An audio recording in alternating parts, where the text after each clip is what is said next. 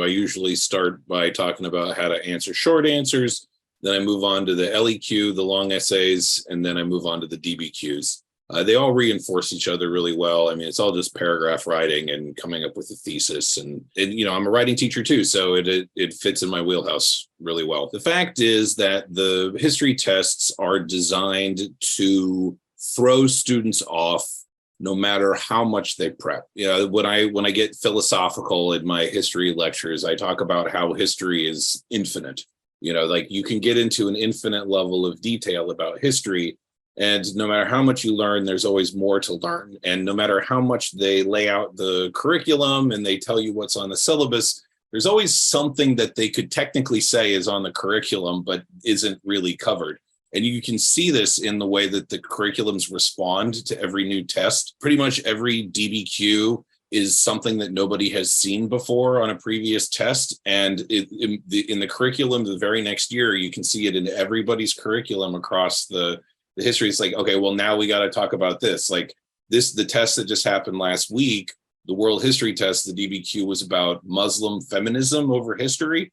And so next year, guaranteed, you're going to see every single world history curriculum involving the discussion of Muslim feminism over history. And that's kind of how they change the curriculum through the test. It's always the curriculum is looking backwards a little bit, if this makes sense.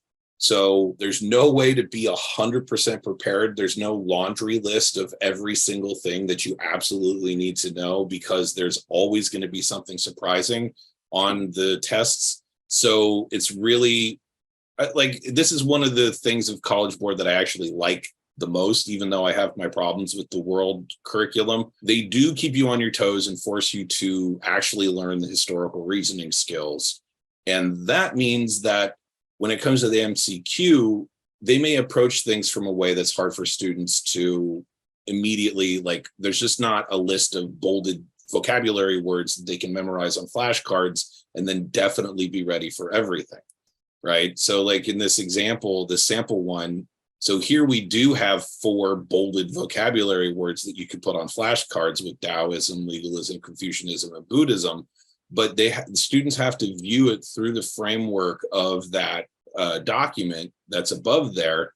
And if they can't parse the document, put it into a particular time frame, then they're not going to be able to apply. They have to actually understand what legalism is versus Confucianism, which, that is something that they can get off of a list, but they still have to be able to read that document and process it and identify it as legalism and not Confucianism. Because most of the questions, both multiple choice and the written questions, are kind of broad, it helps students to think of things in a more structured way of politics, economics, religion, society, ideas, art, geography, technology. Kind of by giving them that framework, they're able to take the more general things and break them down into more manageable chunks that can then be studied, and narratives that can be learned, and if need be, flashcards that can be memorized, though that is not usually what it comes to.